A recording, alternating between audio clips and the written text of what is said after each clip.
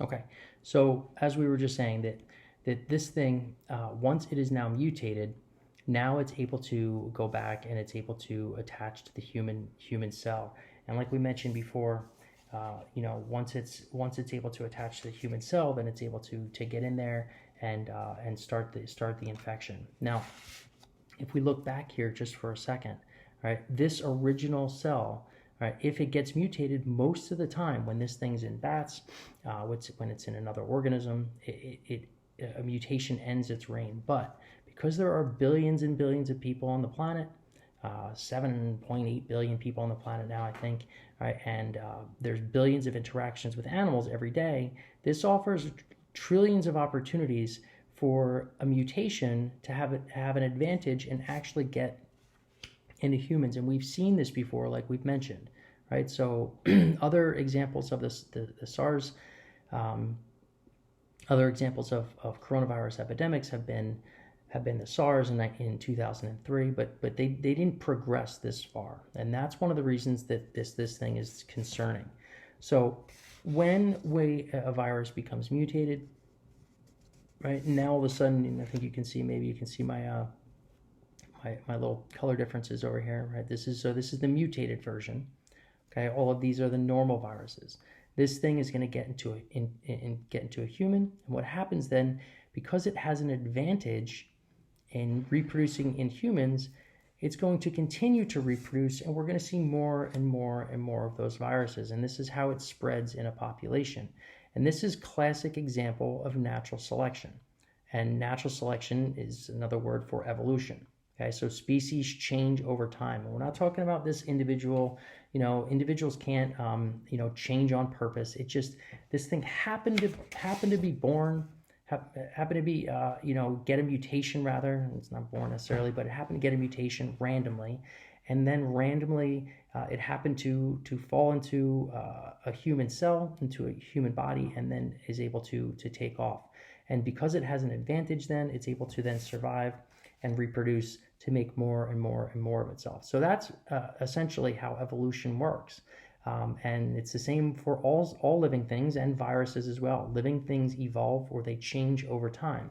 And that happens, like we mentioned before, through the process of mutations. Now, one of the things that's important to note is that some viruses are able to mutate very rapidly, and some viruses don't mutate very rapidly. And that's important because that is one of the things that allows us to develop a vaccine, okay, which we're going to get to in a second. But the other question that some of the other questions that have come up in the text, why is this thing important? Why is this thing getting so much media attention, right? And is it possible that this thing could be a government conspiracy? And well, we know now that this thing definitely could have evolved from viruses in animals. We see this happen, especially where this thing showed up in Wuhan, China, in an animal market, and we know that this virus is found in many animals nearby that are found at that market. So it's very, very plausible. This is the same thing with the AIDS epidemic. AIDS, we know, was transmitted to humans via a chimpanzee, most likely when humans were cutting and eating chimpanzees in Africa, okay, as bushmeat. All right. The other thing that has come up is why does this matter? Why is this getting so much media attention? Is this thing just blown out of proportion? And I know it seems like there's a lot of hype around it, but there actually is a lot of good reasoning for why that's happening. And the question keeps coming out. Oh, the seasonal flu kills 30,000 people a year. This thing's only killed 4,000, or I guess close to 5,000 today.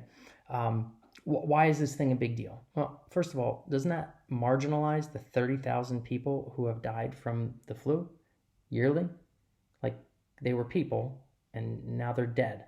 All right. The same thing with these people. They were somebody's mother. They were somebody's grandparents. Right. And now they're no longer alive. Right. At the same time, we have to look at the death rate. So the death rate of the seasonal flu is 0.1%. And all the figures so far coming out of everywhere, and these figures might lower because of testing and whatever. But the figures right now so far are coming out that the death rate of the coronavirus is somewhere about 2 to 3%. So that's pretty significant. That's a 20 to 30 times rate as the seasonal flu. All right, it's expected that this coronavirus is going to infect between 70 million and 130 million Americans. That's a third to a half of Americans. Now, I know not all of them are going to get sick and die, and if you and I contract the virus, it's likely not going to lead to that.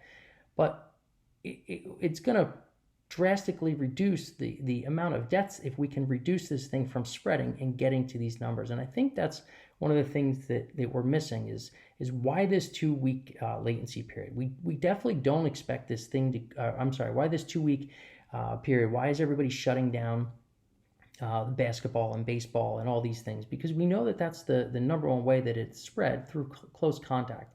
So if we can eliminate those things and be good global citizens to try to not spread this virus, I think that's an obligation that we have as global citizens. All right, and as far as the 2-week thing, they're talking about shutting down schools for a few weeks.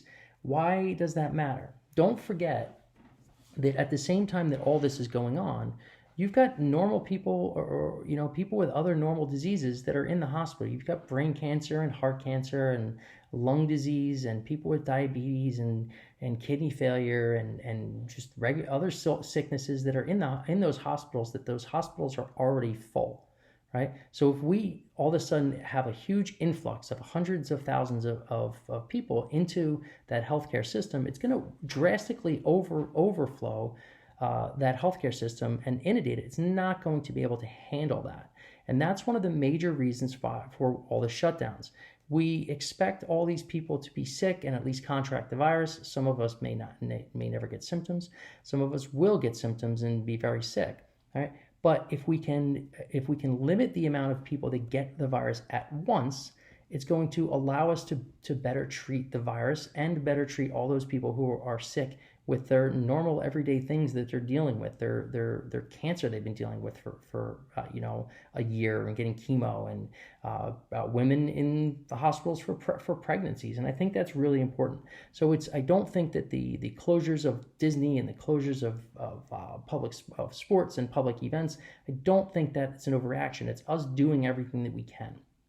Now, another point that's definitely not talked about at all is the idea that this thing could get out of control, right? But the other scenario that we have, the other end of the spectrum, is that what if we're able to really curtail this thing? What if we're able to stop this thing dead in its tracks, right? And I think that is a really important concept that is not getting enough attention, and it really should be. So let's go back to the seasonal flu for just a minute.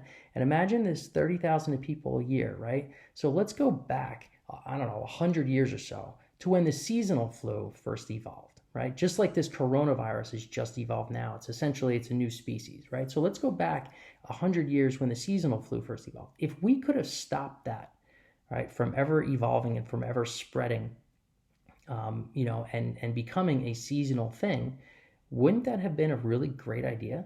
So instead of 30,000 people that die, it's not 30,000 people, it's 30,000 yearly. So in 3 years, it's 90,000, and then it's 120,000. And then we're, at a couple million people after only a short amount of time. So imagine all the millions of people that have died from seasonal flu. Imagine we could go back in time to that moment where this thing first evolved and stop it.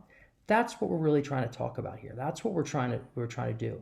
Now, it's likely that this coronavirus is going to become a seasonal thing because of how its track record so far. But what if we can do everything that we possibly can to prevent that from happening? And I think that's a really important conversation, and that's one of the reasons why we're seeing all these measures. And some people think they're drastic, but others don't. So I think that's extremely important. All right, one more commercial break.